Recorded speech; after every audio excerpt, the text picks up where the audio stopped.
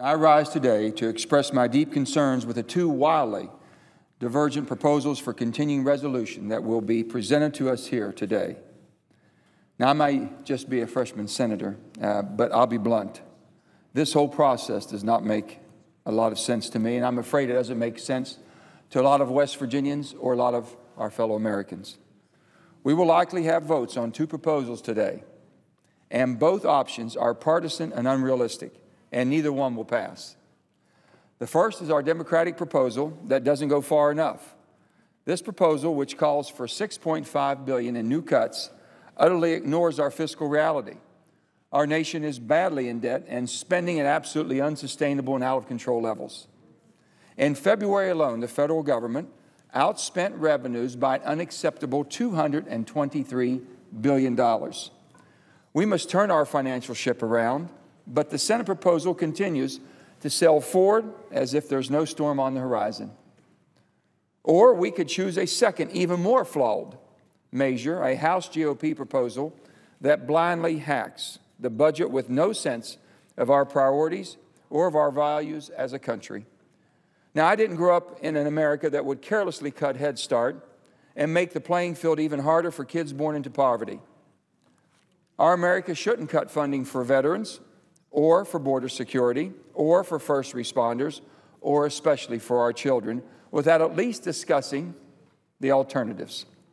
The bottom line, however, is this. Democrats and Republicans are being asked to vote on wildly different proposals for reining in spending.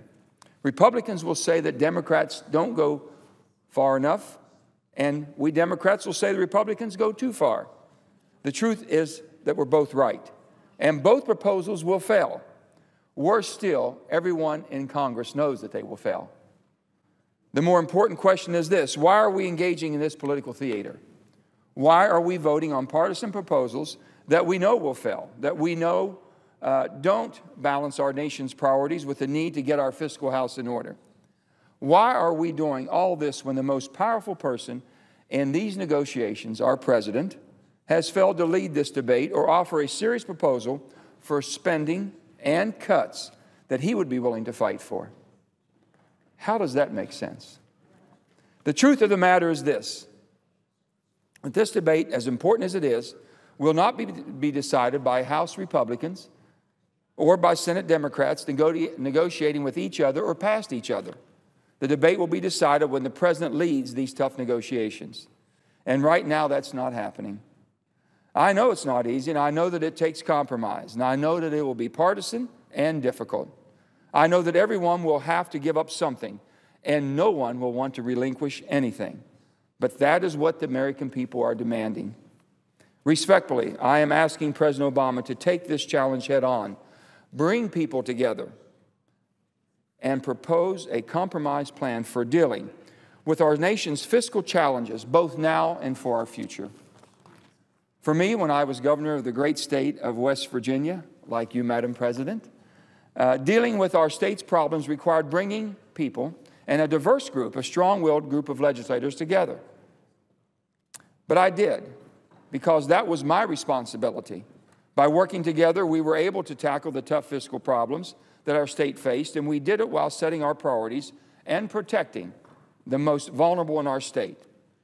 The bottom line is this: the president is the leader of this great nation, and when it comes to an issue of significant national importance, the president must lead. Not the majority leader or speaker, but the president. He must sit down with leaders of both parties and help hammer out a real bipartisan compromise that moves our nation forward and establishes the priorities that represent our values and all hardworking families. And I truly believe that he can do it.